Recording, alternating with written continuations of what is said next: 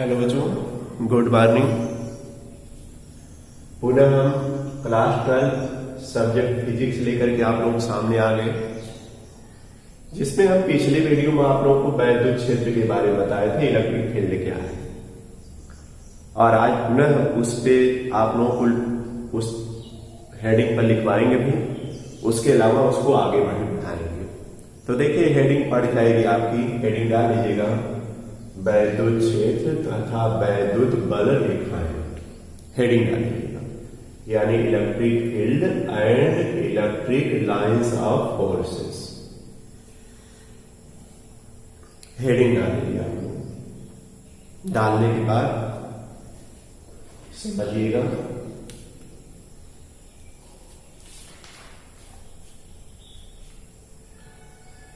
देखिए, हमने कहा पिछली वीडियो में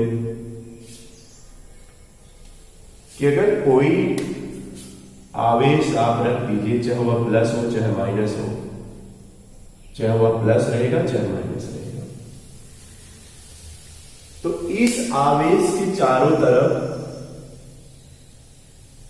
वैद्युत क्षेत्र स्थापित होता है। यानी वैद्युत क्षेत्र इस आवेश के कारण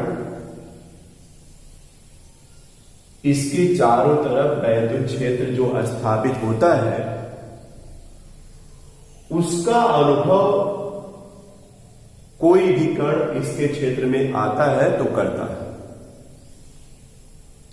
और आप लोग पिछली वीडियो तो समझाए थे, तो चलिए लिखते जाइए। वैद्युत क्षेत्र क्या है, लिखिएगा, किसी बिंदु आवेश के चारों तरफ का वह क्षेत्र, किसी बिंदु आवेश के चारों तरफ का वह क्षेत्र जहां तक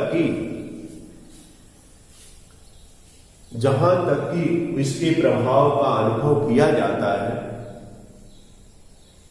जहां तक कि इसके प्रभाव का अनुभव किया जाता है, वैद्युत क्षेत्र कहलाता है। वैद्युत क्षेत्र कहलाता है। यह तो गई परिभाषा वैद्युत क्षेत्र क्या है। हमने बताया कि अगर यहां आवेश कोई प्लस है, अगर दूसरा कोई बिंदु आवेश यहां रखिए, चाहे यहां रखिए, चाहे वह प्लस हो चाहे माइनस हो, अगर प्लस रखते हैं तो आकर्षण इसके द्वारा अनुभव होगा, अगर प्लस रखेंगे तो प्रतिकर्षण का अनुभव होगा, अगर माइनस का आवेश रखते हैं तो आकर्षण का अनुभव होगा इसके द्वारा। चूंकि विपरीत आवेशों के बीच आकर्षण और समान आवेशों के बीच प्रतिकर्षण, दोनों प्रकार के बल का अनुभव होता है। और केवल इसके एरिया में ही होगा। जैसे मान लीजिए आप कहते हैं कि इसका प्रभाव यहां से यहां तक है, इस तरह अगर आप एक गोला बना दिए कि इसका प्रभाव यहां से यहां तक है, तो अगर यहां पर कोई कण रखेंगे, कोई आवेशित कण, तो इसके प्रभाव का अनुभव वहां नहीं हो पाएगा। तो इसका मतलब यहां पर वैद्युत क्षेत्र नहीं है। लेकिन यहां पर अगर रखेंगे तो इसका प्रभाव अनुभव होगा, तो इसलिए यहां पर वैद्युत क्षेत्र रहेगा। यानी इसकी परिसीमा आप बना दी। तो यह समझ में आ गया होगा। फिर हम बताए थे वैद्युत क्षेत्र में वैद्युत बल रेखाएं खींची जाती हैं। वैद्युत बल रेखाएं देखा जाए तो एक काल्पनिक होती है।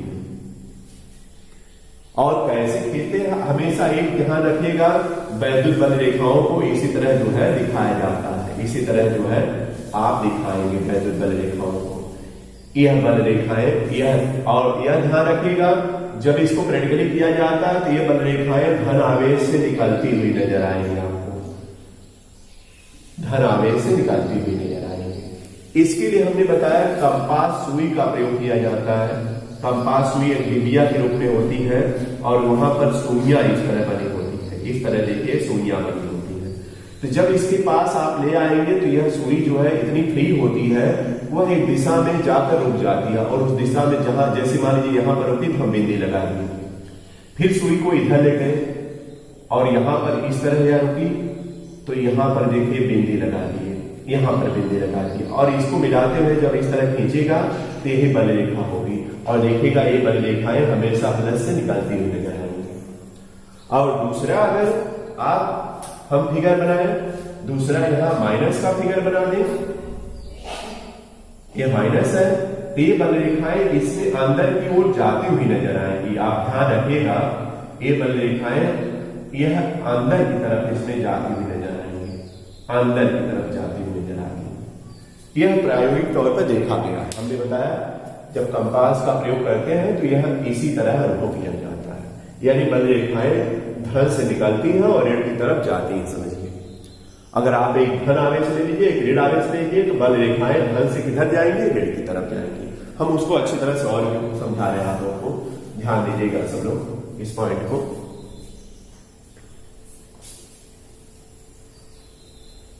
देखिए, अगर दो आवेश आप ले लीजिए,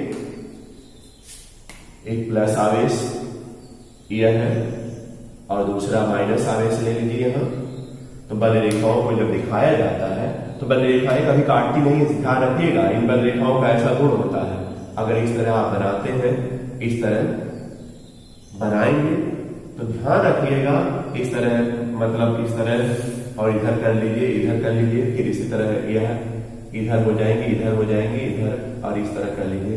लेकिन एक बात ध्यान रखिए, प्लस से बल रेखाएं निकलेंगी, यानी बाहर निकलेंगी। ये देखिए तीर बना दिए, बाहर निकलेंगे, और माइनस की तरफ जाएंगी, माइनस के अंदर जाएंगे। समझिए, इस तरह आप बनाएंगे, सब माइनस के अंदर जाएंगे, इस तरह आप दिखाएंगे। तो लिखिएगा, चलिए आप नोट करिए, वैद्युत बल रेखाओं, वैद्युत क्षेत्र की परिभाषा नोट हो गई। इसके बाद वैद्युत बल रेखाएं आ गई। तो लिखिएगा, वैद्युत क्षेत्र में वैद्युत बल रेखाएं खींची जाती हैं। वैद्युत क्षेत्र में वैद्युत बल रेखाएं खींची जाती हैं। ये बल रेखाएं काल्पनिक होती हैं, ये बल रेखाएं काल्पनिक होती हैं। यदि दो बिंदु आवेश लिया जाए, यदि दो बिंदु आवेश एक प्लस और दूसरा माइनस लिया जाए, एक प्लस और दूसरा माइनस लिया जाए, तो ये बल रेखाएं प्लस से माइनस की तरफ जाती हुई नजर आती हैं। ये बल रेखाएं प्लस से माइनस की तरफ जाती हुई नजर आती हैं। इसके बाद यह फिगर आप लोग बना दीजिएगा, फिगर बना लीजिए इसको।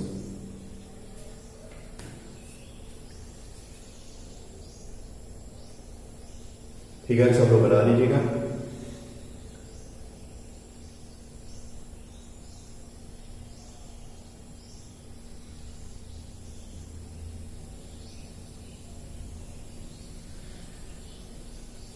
फिगर सबका बन गया होगा।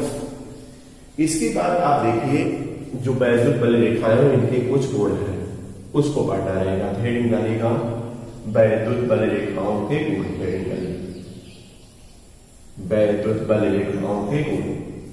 हेडिंग डालेगा,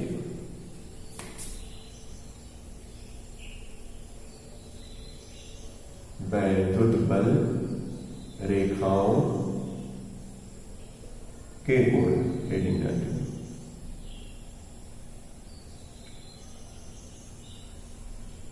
पहला नंबर लिखिएगा, हेडिंग पढ़ गई होंगी, वैद्युत बल रेखाओं के गुण। पहला नंबर लिख लीजिएगा, वैद्युत बल रेखाएं कभी एक दूसरे को काटती नहीं।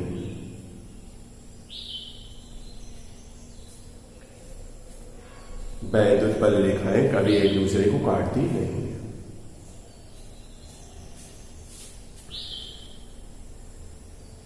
इसका जवाब अभी हम क्यों नहीं काटते इसके बारे में बताएंगे। दूसरा नंबर चलिए नोट करिए, दूसरा पॉइंट, वैद्युत बल रेखाएं धन आवेश से ऋण आवेश की तरफ चलती हैं। अभी फिगर बना है, वैद्युत बल रेखाएं धन आवेश से चलकर ऋण आवेश पर समाप्त होती है। धन आवेश से चलकर ऋण आवेश पर समाप्त होती है। तीसरा नंबर, तीसरा मतलब चलिए,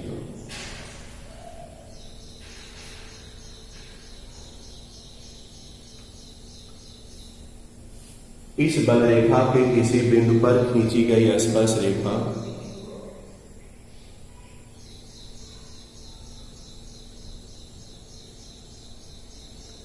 इस बल रेखा के किसी बिंदु पर खींची गई स्पर्श रेखा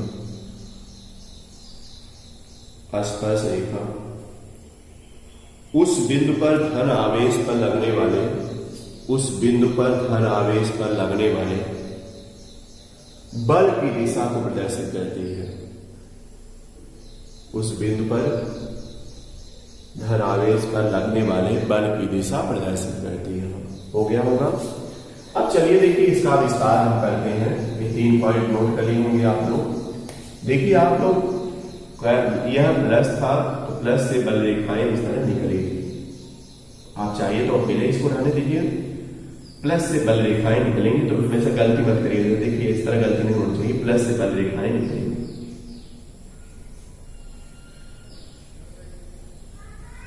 निकाल लीजिए। यह बल रेखा देखिए इस तरह जा रही टेढ़ी। अगर इसके किसी एक बिंदु पर ले लिया जाए और इस पर स्पर्श रेखा खींची जाए तो यह इस बिंदु पर लगने वाले बल की दिशा को इंगित करेगा। किस पर बल जो है, बल की दिशा क्या है ये इंगित करेगा। कहीं भी ले लीजिए, यहां पर अगर कोई पॉइंट लेते हैं तो इस तरह देखिए स्पर्श रेखा खींचेंगे तो यही बल की दिशा बताएगा। तो यह हमने समझा दिया। दूसरा पॉइंट जो आपको बताया हमने, दूसरा पॉइंट यह है कि अगर ये बल रेखा इस तरह निकल रही है, यहां इस तरह निकल रही है यहां से, ये प्लस है,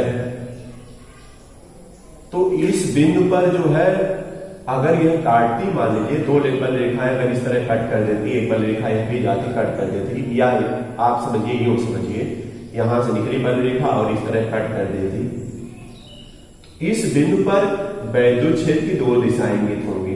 देखिए एक बिंदु पर वैद्युत बल रेखा की 2 दिशाएं, एक तो इस स्पर्श रेखा की दिशा यह होगी और इसके द्वारा जब स्पर्श रेखा खींचेंगे तो आप ये देखिए एक दिशा इधर की इंगित होगी। कटान बिंदु पर इसके कारण भी दिशा होगी, इसके कारण भी दिशा होगी, और एक बिंदु पर 2 दिशा बताना यह असंभव होता है, यह संभव नहीं है। आप कहिए कि हम पूरब भी चले पश्चिम भी चले एक साथ, तो दोनों दिशा जा नहीं सकते हैं। अरे भाई पूर्व बताइए तो पश्चिम में बताइए, कहेगा कोई। दोनों दिशाओं में कैसे आप जा सकते हैं? उसी तरह बताइए यार, एक बिंदु पर 2 दिशाएं कैसे हो सकती है? यह संभव नहीं हो पाता है। जैसे आपको 2 दिशाओं में चलना संभव नहीं है, उसी तरह इसको भी 2 दिशाओं में चलना संभव नहीं है। इसलिए बल रेखाएं कभी काटती नहीं है। तो बताएंगे वैद्युत बल, नीचे लिख लीजिए, बल्कि वैद्युत बल रेखाएं एक दूसरे को कभी नहीं काटती। इसका कारण यह है कि, नोट करिए, वैद्युत बल रेखाएं एक दूसरे को कभी नहीं काटती। इसका कारण यह है कि कटान बिंदु पर बल रेखाओं की 2 दिशा इंगित होगी। कटान बिंदु पर बल रेखा की 2 दिशा इंगित होगी, जो कि असंभव है, जो कि असंभव है। यह नोट कर लेना। तो आया होगा समझ में सबको। इसका जवाब हमने बता दिया क्यों ऐसा है, और इसको जवाब को ध्यान में रखिएगा लिखवाने के लिए। तो यह समझ में आ गया होगा। फिर अब देखिए इसी से संबंधित वैद्युत क्षेत्र में किसी बिंदु पर कितना बल लगेगा, वैद्युत क्षेत्र की तीव्रता कितनी आएगी, यह सब जो है वैद्युत क्षेत्र की तीव्रता होती है, जो कि सदिश होती है। इसके बारे में आप लोगों को सब बताया जाएगा। आइए इतना ही रहने देते हैं और इसको नोट करके समझते जाइएगा आप लोग। तो ध्यान रखिएगा। फिर आप लोग सिलेबस हम भेजने के लिए कहे थे, सिलेबस भी जाएगा, आप लोगों को उपलब्ध होगा सिलेबस कि क्या है। आइए इतना ही रहने देते हैं। धन्यवाद।